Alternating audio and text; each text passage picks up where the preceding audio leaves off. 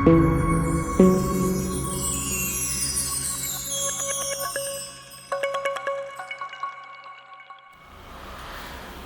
ಸ್ನೇಹಿತರೆ, ಎಕ್ಸೆಲ್ ಶಾಲೆಗೆ ತಮ್ಮೆಲ್ಲರಿಗೂ ಸ್ವಾಗತ. ನಾನು ನಿಮ್ಮ ಕನ್ನಡದ ಹುಡುಗ ಪ್ರದೀಪ್. ಮೈಕ್ರೋಸಾಫ್ಟ್ ಎಕ್ಸೆಲ್ ಅನ್ನು ಕನ್ನಡದಲ್ಲಿ ಸುಲಭವಾಗಿ ಕಲಿಯುವಂಥ ಒಂದು ಸಣ್ಣ ಪ್ರಯತ್ನವನ್ನು ನಾನು ಮಾಡ್ತಾ ಇದ್ದೀನಿ. ದಯವಿಟ್ಟು ಈ ವಿಡಿಯೋನ ಲೈಕ್ ಮಾಡಿ, ಶೇರ್ ಮಾಡಿ, ಹಾಗೂ ನನ್ನ ಚಾನಲ್ ಇನ್ನೂ ಸಬ್ಸ್ಕ್ರೈಬ್ ಮಾಡಿಲ್ಲ ಅಂದರೆ ದಯವಿಟ್ಟು ಸಬ್ಸ್ಕ್ರೈಬ್ ಮಾಡಿ. ಬನ್ನಿ, ಹಾಗಾದರೆ ಇವತ್ತಿನ ವಿಷಯ ಏನಂತ ತಿಳ್ಕೊಳ್ಳೋಣ.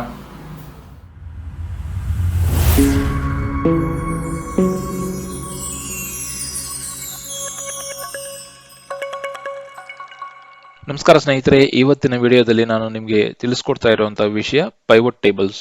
ಎಕ್ಸೆಲ್ ಸಂಬಂಧಪಟ್ಟ ಯಾವುದೇ ಒಂದು ಇಂಟರ್ವ್ಯೂನಲ್ಲಿ ಕೂಡ ಮಿಸ್ ಮಾಡದೆ ಕೇಳುವಂತಹ ಕ್ವಶನ್ ಯಾವುದಪ್ಪ ಅಂತಂದ್ರೆ ವಾಟ್ ಈಸ್ ಪೈವಟ್ ಟೇಬಲ್. ಈ ಪೈವಟ್ ಟೇಬಲ್ ಅನ್ನೋದು ತುಂಬಾನೇ ಇಂಪಾರ್ಟೆಂಟ್ ಆಗಿರುವಂತಹ ಒಂದು ಟಾಪಿಕ್. ಇದು ಡೇಟಾ ಅನಾಲಿಸಿಸ್ ಸ್ಪೇಸ್ ನಲ್ಲಿ ಪ್ರತಿಯೊಬ್ಬರು ಕಲೀಲೇಬೇಕಾಗಿರುವಂತಹ ಒಂದು ಫೀಚರ್ ಯಾವ್ದಪ್ಪ ಅಂದ್ರೆ ಪೈವಟ್ ಟೇಬಲ್ ಅಂತ ಎಲ್ಲರೂ ಕೂಡ ಇದು ತಪ್ಪಾಗೋದಿಲ್ಲ. ಬನ್ನಿ, ಹಾಗಾದ್ರೆ ಇವತ್ತಿನ ವಿಡಿಯೋದಲ್ಲಿ ನಾನು ನಿಮಗೆ ಎಂಡ್ ಟು ಎಂಡ್ ಪೈವಟ್ ಟೇಬಲ್ ಹೇಗೆ ವರ್ಕ್ ಆಗುತ್ತೆ, ಅದನ್ನ ಯಾವ ತರ ಅಪ್ಲೈ ಮಾಡೋದು, ಅದರಲ್ಲಿರೋ ಫೀಚರ್ಸ್ ಏನು, ಇವೆಲ್ಲನೂ ನಾನು ನಿಮಗೆ ಡೀಟೇಲ್ ಆಗಿ ತಿಳಿಸ್ಕೊಡ್ತಾ ಹೋಗ್ತೀನಿ.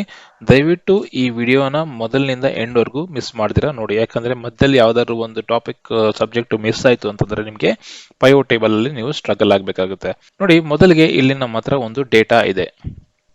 ಈ ಡೇಟಾ ನಿಮಗೆ ಟೇಬಲ್ ಫಾರ್ಮ್ಯಾಟ್ ಅಲ್ಲಿ ಇರಬಹುದು ಅಥವಾ ರೇಂಜ್ ಫಾರ್ಮ್ಯಾಟ್ ಅಲ್ಲಿ ಇರಬಹುದು. ಪೈವಟ್ ಟೇಬಲ್ಗೆ ಬೇಕಾಗಿರುವಂತ ಬೇಸಿಕ್ ರೂಲ್ಸ್ ಏನಪ್ಪಾ ಅಂತಂದ್ರೆ ಎಲ್ಲಾ ಕಾಲಮ್ಸ್ಗೂ ಹೆಡರ್ಸ್ ಅನ್ನೋದು ಮಿಸ್ ಆಗದರೆ ಇರಬೇಕು. ಅಂದ್ರೆ ಯಾವುದೋ ಒಂದು ಹೆಡರ್ ಮಿಸ್ ಆಗಿತ್ತು ಅಂತಂದ್ರೆ ನೋಡಿ, ಇಲ್ಲಿ ನೀವು ಪೈವಟ್ ಟೇಬಲ್ ಹಾಕೋದಕ್ಕೆ ಆಗೋದಿಲ್ಲ, ನಿಮ್ಗೆ ಎರರ್ ಬರುತ್ತೆ. ಓಕೆ, ಸೊ ನೀವು ಕಂಟಿನ್ಯೂ ಮಾಡೋಕ್ಕಾಗೋದಿಲ್ಲ. ಆಮೇಲೆ ಪೈವಟ್ ಟೇಬಲ್ ನ ಯಾವ ತರ ನೀವು ಅಪ್ಲೈ ಮಾಡೋದು ಅಂತಂದ್ರೆ ನೋಡಿ, ಇನ್ಸರ್ಟ್ ಅನ್ನೋ ಮೆನುಗೆ ಹೋಗಿ ಇಲ್ಲಿ ನಿಮ್ಗೆ ಪೈವಟ್ ಟೇಬಲ್ ಅಂತ ಇದೆ.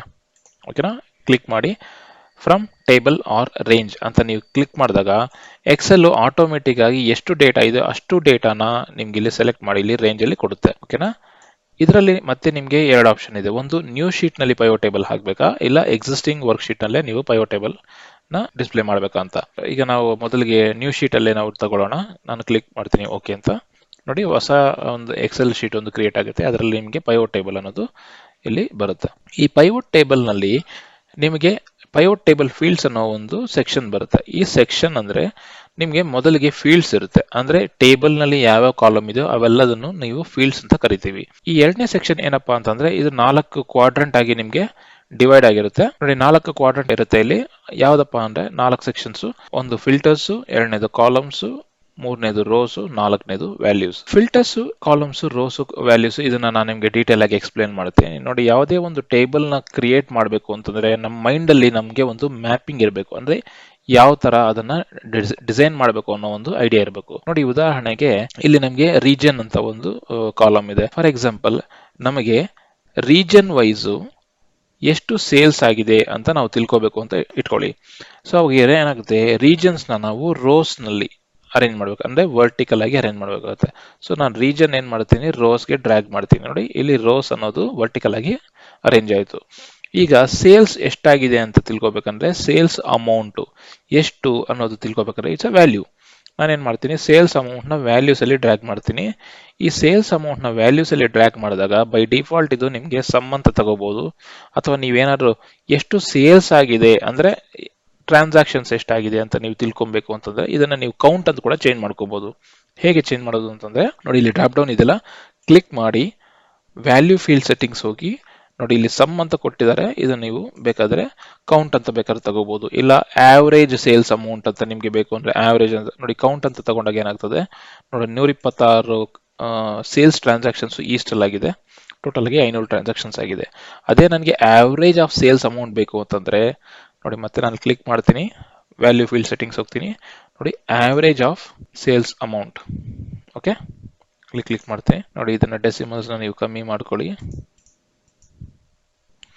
ನೋಡಿ, ಇದು ಸೇಲ್ಸ್ ಆವರೇಜ್ ಈಸ್ಟ್ ಅಲ್ಲಿ 7454, ಇಲ್ಲಿ 7718, ಇದೆರಡಕ್ಕೂ ಆವರೇಜ್ ಸೇಮ್ ಇದೆ. ನೋಡಿ, ಆ ತರ ನೀವು ಡಿಫ್ರೆಂಟ್ ಆಗಿ ನೀವು ಚೇಂಜ್ ಮಾಡ್ಕೋಬಹುದು. ಸೊ ಈ ಒಂದು ಟೇಬಲ್ ನ ಕಾನ್ಸೆಪ್ಟ್ ನ ನೀವು ಮೈಂಡ್ ಅಲ್ಲಿ ಮ್ಯಾಪಿಂಗ್ ಇಟ್ಕೊಬೇಕಾಗ್ತದೆ. ರೋಸ್ ಯಾವುದು, ನೀವು ಯಾವ್ದನ್ನ ವರ್ಟಿಕಲ್ ಆಗಿ ಅರೇಂಜ್ ಮಾಡ್ತಿರೋ ಆ ಫೀಲ್ಡ್ ನ ನೀವು ರೋಸ್ಗೆ ತಗೊಂಡ್ಬರ್ಬೇಕು. ಯಾವ ಕೌಂಟ್ ಆಗ್ಲಿ, ನಂಬರ್ ಆಗ್ಲಿ, ಕೌಂಟ್ ಆಗ್ಲಿ, ಸಮ್ ಆಗ್ಲಿ ತಗೊಂಡ್ಬರ್ತಿರೋ ಅದನ್ನ ನೀವು ವ್ಯಾಲ್ಯೂಸ್ಗೆ ಹಾಕ್ಬೇಕು. ಈಗ ಉದಾಹರಣೆಗೆ ಇನ್ನೊಂದು ಎಕ್ಸಾಂಪಲ್ ತಗೋಣ. ನೋಡಿ, ನಾನು ಇದನ್ನ ಡ್ರ್ಯಾಗ್ ಮಾಡ್ತೀನಿ ಔಟ್ ಸೈಡ್. ಉದಾಹರಣೆಗೆ ಯಾವ ಸ್ಟೇಟ್ ಅಲ್ಲಿ ಎಷ್ಟು ಎಂಪ್ಲಾಯೀಸ್ ಇದ್ದಾರೆ ಅಂತ ತಿಳ್ಕೊಬೇಕು ಅಂತ ಇಟ್ಕೊಳ್ಳಿ. ನಾನು ಏನ್ ಮಾಡ್ತೀನಿ, ಸ್ಟೇಟ್ ಯಾವ ಸ್ಟೇಟ್ ಅಲ್ಲಿ, ಸೊ ನಾನು ಸ್ಟೇಟ್ ನ ರೋಸ್ಗೆ ತಗೊಂಡ್ಬರ್ತೀನಿ. ನೋಡಿ ಇಷ್ಟೊಂದು ಸ್ಟೇಟ್ಸ್ ಇದೆ, ಯಾವ ಸ್ಟೇಟ್ ಅಲ್ಲಿ ಎಷ್ಟು ಜನ ಎಂಪ್ಲಾಯೀಸ್ ಇದ್ದಾರೆ ಅಂತಂದ್ರೆ ನೋಡಿ, ನಾವು ಯಾವುದೇ ಒಂದು ಟೆಕ್ಸ್ಟ್ ಫೀಲ್ಡ್ ನ ನಾವು ವ್ಯಾಲ್ಯೂಸ್ಗೆ ಡ್ರ್ಯಾಗ್ ಮಾಡಬಹುದು. ಟೆಕ್ಸ್ಟ್ ಫೀಲ್ಡ್ ನ ನಾವು ವ್ಯಾಲ್ಯೂಸ್ಗೆ ಡ್ರ್ಯಾಗ್ ಮಾಡಿದಾಗ ಏನಾಗುತ್ತೆ, ಅದು ಕೌಂಟ್ ಆಗುತ್ತೆ. ಬೈ ಡಿಫಾಲ್ಟ್ ಅದು ಕೌಂಟ್ ಸಿಗುತ್ತೆ ನಮಗೆ. ನೋಡಿ ನಾನು ಸ್ಟೇಟ್ನೇ ಬೇಕಾದ್ರೂ ತಗೊಂಡ್ಬರ್ಬೋದು, ಇಲ್ಲ ಯಾವುದೇ ನೋಡಿ ಸ್ಟೇಟೇ ನಾನು ಇಲ್ಲಿ ತಗೊಂಡ್ಬಂದ್ರೆ ಏನಾಗುತ್ತಪ್ಪ ಅಂದ್ರೆ ನೋಡಿ ಕೌಂಟ್ ಆಫ್ ಸ್ಟೇಟ್ ಅಂತ ಬರುತ್ತೆ. ಅರ್ಥ ಆಯ್ತಲ್ಲ? ಸೊ ಅಂದ್ರೆ ಅರ್ಕಾನ್ಸಾಸ್ ಅಲ್ಲಿ 6 ಜನ ಎಂಪ್ಲಾಯೀಸ್ ಇದ್ದಾರೆ, ಆರಿಜೋನಾ ಅಲ್ಲಿ ಒಬ್ರಿದ್ದಾರೆ. ಓಕೆ, ಸೊ ಈ ತರ ನಿಮ್ಗೆ ಕೌಂಟ್ ಬರುತ್ತೆ. ಅದೇ ರೀತಿ ಸ್ಟೇಟ್ ಪ್ರಕಾರ ಯಾವ ಸ್ಟೇಟ್ ಅಲ್ಲಿ ಎಷ್ಟು ಸೇಲ್ಸ್ ಆಗಿದೆ ಅಂತ ನಾನು ತಿಳ್ಕೊಬೇಕು ಅನ್ಕೊಳ್ಳಿ. ಸೇಲ್ಸ್ ಅನ್ನೋದು ಯಾವುದು, ಇಲ್ಲಿ ಸೇಲ್ಸ್ ಅಮೌಂಟ್. ನೋಡಿ ಸೇಲ್ಸ್ ಅಮೌಂಟ್ ನ ಕೂಡ ನಾನು ಇಲ್ಲಿ ಡ್ರ್ಯಾಗ್ ಮಾಡ್ತೀನಿ, ಹಾಗೇನಾಗುತ್ತೆ ನಿಮ್ಗೆ ಸೇಲ್ಸ್ ಅಮೌಂಟ್ ಬರುತ್ತೆ ನೋಡಿ. ಆಮೇಲೆ ಈ ಎಂಟೈರ್ ಟೇಬಲ್ ನ ನಾವು ಯಾವ ಸ್ಟೇಟ್ ಅಲ್ಲಿ ಸೇಲ್ಸ್ ಆಗಿದೆಯೋ ಆ ಸ್ಟೇಟ್ ಪ್ರಕಾರ ನಾವು ಡಿಸೆಂಡಿಂಗ್ ಆಗಿ ನಾವು ಅರೇಂಜ್ ಮಾಡಬೇಕು ಅಂತ ಇಟ್ಕೊಳ್ಳಿ.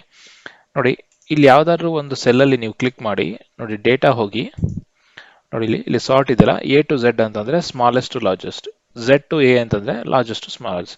ನಾನು ಜಸ್ಟ್ ಕ್ಲಿಕ್ ಮಾಡ್ತೀನಿ. ನೋಡಿ ಜಾಸ್ತಿ ಸೇಲ್ಸ್ ಆಗಿರೋ ಸ್ಟೇಟ್ ಆಟೋಮೆಟಿಕ್ ಆಗಿ ಎಲ್ಲ ಟೇಬಲ್ ನಿಮ್ಗೆ ಜಾಸ್ತಿ ಸೇಲ್ಸ್ ಆಗಿರುವಂತ ಒಂದು ಸ್ಟೇಟ್ ಪ್ರಕಾರ ನಿಮ್ಗೆ ಇದು ಡಿಸೆಂಡಿಂಗ್ ಆಗಿ ಸಾರ್ಟ್ ಆಯ್ತು. ಇನ್ನ ಈ ಫಿಲ್ಟರ್ ಸೆಕ್ಷನ್ ಯಾಕಪ್ಪ ಯೂಸ್ ಮಾಡ್ತೀವಿ ಅಂತಂದ್ರೆ ನೋಡಿ, ಈ ಎಂಟೈರ್ ಟೇಬಲ್ ಮೇಲೆ ಮತ್ತೆ ನೀವು ಇನ್ನೇನಾದ್ರೂ ಹೊಸ ಪ್ಯಾರಾಮೀಟರ್ ಹಾಕಿ ನೀವು ಫಿಲ್ಟರ್ ಮಾಡಬೇಕು ಅಂತ ಇಟ್ಕೊಳ್ಳಿ. ಉದಾಹರಣೆಗೆ ನೋಡಿ ಈ ಸ್ಟೇಟ್ಸ್ ಎಲ್ಲ ಇದೆಲ್ಲ, ಈ ಸ್ಟೇಟ್ಸ್ ಯಾವ ರೀಜನ್ ಸಂಬಂಧಪಟ್ಟಿದ್ದು ಅಂತ ನಾನು ಇಲ್ಲಿ ರೀಜನ್ಸ್ ನ ತಗೊಂಡ್ಬಂದು ಇಲ್ಲಿ ಫಿಲ್ಟರ್ಗೆ ಕೊಡ್ತಾ ಇದ್ದೇನೆ. ಬೈ ಡಿಫಾಲ್ಟ್ ಎಲ್ಲಾನು ಸೆಲೆಕ್ಟ್ ಆಗಿರುತ್ತೆ. ನೀವು ಯಾವ್ದಾದ್ರು ಒಂದು ಪರ್ಟಿಕ್ಯುಲರ್ ರೀಜನ್ ಅಥವಾ 2 ರೀಜನ್ ಅಥವಾ ನಿಮ್ಗೆ ಇಷ್ಟ ಬಂದಷ್ಟು ರೀಜನ್ಸ್ ನೀವು ಮಲ್ಟಿಪಲ್ ಸೆಲೆಕ್ಟ್ ಮಾಡ್ಬೇಕಂದ್ರೂ ಕೂಡ ಇಲ್ಲಿ ನೀವು ಮಾಡ್ಕೋಬಹುದು. ನೋಡಿ ಕ್ಲಿಕ್ ಮಾಡಿ, ನೋಡಿ ಇಲ್ಲಿ ಸೆಲೆಕ್ಟ್ ಮಲ್ಟಿಪಲ್ ಐಟಮ್ಸ್ ಅಂತ ಕ್ಲಿಕ್ ಮಾಡಿ. ನೋಡಿ ಎಲ್ಲಾನು ಸೆಲೆಕ್ಟ್ ಆಗಿದೆ. ಫಾರ್ ಎಕ್ಸಾಂಪಲ್ ನನಗೆ ಬರೀ ಈಸ್ಟ್ ಅಂಡ್ ವೆಸ್ಟ್ ಬೇಕು ಅಂತ ಇಟ್ಕೊಳ್ಳಿ. ನೋಡಿ ಈಸ್ಟ್ ಅಂಡ್ ವೆಸ್ಟ್ ಸೆಲೆಕ್ಟ್ ಮಾಡಿದ್ರೆ ನಮಗೆ ಈಸ್ಟ್ ಮತ್ತೆ ವೆಸ್ಟ್ ಸಂಬಂಧಪಟ್ಟಿದ ಸ್ಟೇಟ್ಸ್ ಮಾತ್ರ ಬರ್ತಾ ಇದೆ. ಅದಕ್ಕೆ ಸಂಬಂಧಪಟ್ಟ ಸೇಲ್ಸ್ ಅಮೌಂಟ್, ಅದರಲ್ಲಿರುವಂತಹ ಎಂಪ್ಲಾಯೀಸ್ ಎಲ್ಲ ಇದೆ. ಸೊ ನೋಡಿ 259 ಎಂಪ್ಲಾಯೀಸ್ ನಮಗೆ ಈಸ್ಟ್ ಮತ್ತೆ ವೆಸ್ಟ್ ರೀಜನ್ ಅಲ್ಲಿ ಮಾತ್ರ ಇದ್ದಾರೆ. ನೋಡಿ ಮತ್ತೆ ನಾನು ವಾಪಸ್ ಹೋಗ್ಬೇಕು ಅಂತಾನೆ ಎಲ್ಲ ಸೆಲೆಕ್ಟ್ ಆಲ್ ಮಾಡ್ಬಿಟ್ಟು ಇದನ್ನ ಚೆಕ್ ಮಾಡ್ತೀನಿ. ನೋಡಿ ಇನ್ನೊಂದ್ಸಲ ಹೇಳ್ತೀನಿ, ಫಿಲ್ಟರ್ಸ್ ಅನ್ನೋದು ಯಾವುದೇ ಒಂದು ಟೇಬಲ್ ನ ಮತ್ತಷ್ಟು ಫಿಲ್ಟರ್ ಮಾಡೋದಕ್ಕೆ ಅಡಿಷನಲ್ ಫೀಲ್ಡ್ಸ್ ನ ತಗೊಂಡ್ಬಂದು ಯಾವ್ದನ್ನ ಸ್ಪೆಸಿಫಿಕ್ ಆಗಿ ಫಿಲ್ಟರ್ ಮಾಡೋದಕ್ಕೆ ಫಿಲ್ಟರ್ ಸೆಕ್ಷನ್ ನ ಯೂಸ್ ಮಾಡ್ತೀವಿ. ಕಾಲಮ್ಸ್ ಅಂತಂದ್ರೆ ನಾವು ಕಾಲಮ್ಸ್ ಗೆ ಡ್ರ್ಯಾಗ್ ಮಾಡಿದಾಗ ಏನಾಗುತ್ತೆ ಅಂತಂದ್ರೆ ನೋಡಿ ಇದು ಈ ತರ ಅರೇಂಜ್ ಆಗುತ್ತೆ. ಕಾಲಮ್ಸ್ ಅಂದ್ರೆ ಈ ತರ ಅರೇಂಜ್ ಆಗುವಂತ ಡೇಟಾ. ರೋಸ್ ಅಂತಂದ್ರೆ ವರ್ಟಿಕಲ್ ಆಗಿ ಅರೇಂಜ್ ಆಗುವಂತ ಡೇಟಾ. ಈ ವ್ಯಾಲ್ಯೂಸ್ ಅನ್ನೋದು ಏನಪ್ಪಾ ಅಂತಂದ್ರೆ ನೀವು ಯಾವುದೇ ಒಂದು ನಂಬರ್ ಆಗ್ಲಿ, ಯಾವುದೇ ಒಂದು ಫೀಲ್ಡ್ ನ ಟೆಕ್ಸ್ಟ್ ಫೀಲ್ಡ್ ನ ನೀವು ಡ್ರ್ಯಾಗ್ ಮಾಡಿದಾಗ ನಿಮಗೆ ಕೌಂಟ್ ಬರುತ್ತೆ. ನ್ಯೂಮರಿಕ್ ಫೀಲ್ಡ್ಸ್ ಇರೋದನ್ನ ನೀವು ವ್ಯಾಲ್ಯೂಸ್ಗೆ ತಗೊಂಡ್ಬಂದ್ರೆ ಅದು ನಿಮ್ಗೆ ಸಮ್ ಆಗುತ್ತೆ. ಆವರೇಜ್ ಮಾಡ್ಕೋಬಹುದು, ಕೌಂಟ್ ಮಾಡ್ಕೊಬಹುದು, ಮಿನ್, ಮ್ಯಾಕ್ಸ್, ಮೀಡಿಯನ್, ಸೊ ಈ ತರ ಯಾವುದೇ ಒಂದು ನ್ಯೂಮರಿಕಲ್ ಸಂಬಂಧಪಟ್ಟಿದ್ದು ಏನಿದೆಯೋ ಅದನ್ನೆಲ್ಲ ಆ ಆಪರೇಷನ್ಸ್ ಅನ್ನೆಲ್ಲ ನೀವು ಮಾಡ್ಕೋಬಹುದು. ಇನ್ನೊಂದು ಇಂಪಾರ್ಟೆಂಟ್ ವಿಷಯ ಏನಪ್ಪಾ ಅಂತಂದ್ರೆ ಈ ಪೈವೋಟ್ ಟೇಬಲ್ ನಲ್ಲಿ ನೋಡಿ ಬೈ ಡಿಫಾಲ್ಟ್ ನಿಮ್ಗೆ ಈ ತರ ಒಂದು ಲೇಔಟ್ ಇರುತ್ತೆ. ಈ ಲೇಔಟ್ ನ ನೀವೇನಾದ್ರು ಚೇಂಜ್ ಮಾಡಬೇಕು ಅಂತಂದ್ರೆ ಇಲ್ಲಿ ಕ್ಲಿಕ್ ಮಾಡಿ. ನೋಡಿ ಇಲ್ಲಿ ಫೀಲ್ಡ್ ಸೆಟ್ಟಿಂಗ್ಸ್ ಇದೆಯಲ್ಲ, ಫೀಲ್ಡ್ ಸೆಕ್ಷನ್ಸ್ ಅಂಡ್ ಏರಿಯಾಸ್, ನೋಡಿ ಎರಡನೇದು ಆಪ್ಷನ್ ಇದೆಯಲ್ಲ, ಅದು ನಿಮ್ಗೆ ತುಂಬಾನೇ ಯೂಸ್ ಆಗುತ್ತೆ. ನೋಡಿ ಡ್ರ್ಯಾಗ್ ಅಂಡ್ ಡ್ರಾಪ್ ಮಾಡೋದಕ್ಕೆ ತುಂಬಾ ಈಸಿ ಆಗುತ್ತೆ. ಇನ್ನೊಂದು ಇಂಪಾರ್ಟೆಂಟ್ ಫೀಚರ್ ಪೈವೋಟ್ ಟೇಬಲ್ ಅಲ್ಲಿ ಏನಪ್ಪಾ ಅಂತಂದ್ರೆ ನೋಡಿ ಈ ಫೀಲ್ಡ್ಸ್ ನ ನೀವು ಇಲ್ಲಿ ಕ್ಲಿಕ್ ಮಾಡಿದ ತಕ್ಷಣ ನಿಮ್ಗೆ ಇಲ್ಲಿ ಫೀಲ್ಡ್ ಟೇಬಲ್ಸ್ ಬರುತ್ತೆ. ಇದನ್ನ ನೀವು ರೈಟ್ ಕ್ಲಿಕ್ ಮಾಡಿ ಹೈಡ್ ಫೀಲ್ಡ್ ಲಿಸ್ಟ್ ಅಂತ ಕೂಡ ನೀವು ಡಿಸೇಬಲ್ ಮಾಡ್ಕೊಬಹುದು. ಇದಾದ ನಂತರ ನಿಮ್ಗೆ ಇನ್ನೊಂದು ಇಂಟ್ರೆಸ್ಟಿಂಗ್ ವಿಷಯ ಏನಪ್ಪಾ ಅಂತಂದ್ರೆ ನೋಡಿ ನಾನೆಲ್ಲ ವಾಪಸ್ ತಗೊಂಡ್ ಬರ್ತಾ ಇದ್ದೀನಿ. ಇಲ್ಲಿ ನೋಡಿ ನಾನೀಗ ರೀಜನ್ ವೈಸ್ ಸೇಲ್ಸ್ ಎಷ್ಟಿದೆ ಅಂತ ನಾನು ನೋಡ್ತಾ ಇದ್ದೀನಿ.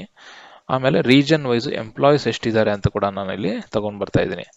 ನೋಡಿ ಎಂಪ್ಲಾಯೀಸ್ ಕೌಂಟ್ ತಗೊಂತೀನಿ ನಾನು. ಉದಾಹರಣೆಗೆ ಈ ನಾರ್ತ್ ಅಲ್ಲಿರೋ 122 ಜನ ಯಾರು ಅಂತ ನೀವು ತಿಳ್ಕೊಬೇಕು ಅಂತ ಇಟ್ಕೊಳ್ಳಿ. ಓಕೆ, ನೀವು ಮತ್ತೆ ಇಲ್ಲಿ ಡೇಟಾಬೇಸ್ ಹೋಗಿ ಅದನ್ನ ಹುಡ್ಕೋ ಅವಶ್ಯಕತೆ ಇಲ್ಲ. ನೀವು ಜಸ್ಟ್ ಡಬಲ್ ಕ್ಲಿಕ್ ಮಾಡಿದ್ರೆ ನಿಮ್ಗೆ ಆ 122 ಜನ ನೋಡಿ ನಾರ್ತ್ ಅಲ್ಲಿರುವಂತ 122 ಜನನು ಇಲ್ಲಿ ನಿಮ್ಗೆ ಸಪರೇಟ್ ಶೀಟ್ ಅಲ್ಲಿ ಫಾರ್ಮ್ ಆಗ್ಬಿಡುತ್ತೆ. ಇದು one of the coolest feature of pivot table. ಅರ್ಥ ಆಯ್ತಲ್ಲ ಸ್ನೇಹಿತರೆ, ಇದು ತುಂಬಾನೇ ಬೇಸಿಕ್ ಆಗಿರುವಂತಹ ಪೈವೋಟ್ ಟೇಬಲ್ ಬಗ್ಗೆ ನಾನು ತಿಳಿಸ್ಕೊಟ್ಟಿದ್ದೀನಿ. ಮುಂದಿನ ಸೆಷನ್ಸ್ ಅಲ್ಲಿ ನಾನು ನಿಮ್ಗೆ ಪೈವೋಟ್ ಟೇಬಲ್ ಆಪ್ಷನ್ಸ್ ತಿಳಿಸ್ಕೊಡ್ತೀನಿ, ಮತ್ತೆ slicers, time lines, advance level of pivot tables ಹೇಗೆ ವರ್ಕ್ ಮಾಡೋದು ಅಂತ ಕೂಡ ನಾನು ನಿಮ್ಗೆ ತೋರಿಸ್ಕೊಡ್ತೀನಿ. ನೋಡೋರಲ್ಲ ಸ್ನೇಹಿತರೆ, ಈ ವಿಡಿಯೋ ನಿಮ್ಮೆಲ್ಲರಿಗೂ ಇಷ್ಟ ಆಗಿದೆ ಅಂತ ಭಾವಿಸ್ತಾ ದಯವಿಟ್ಟು ಇನ್ನೂ ನನ್ನ ಚಾನಲ್ನ ಸಬ್ಸ್ಕ್ರೈಬ್ ಮಾಡಿಲ್ಲ ಅಂದ್ರೆ ದಯವಿಟ್ಟು ಸಬ್ಸ್ಕ್ರೈಬ್ ಮಾಡಿ, ಲೈಕ್ ಮಾಡಿ, ಶೇರ್ ಮಾಡಿ, ಪ್ರೋತ್ಸಾಹಿಸಿ. ಧನ್ಯವಾದಗಳು.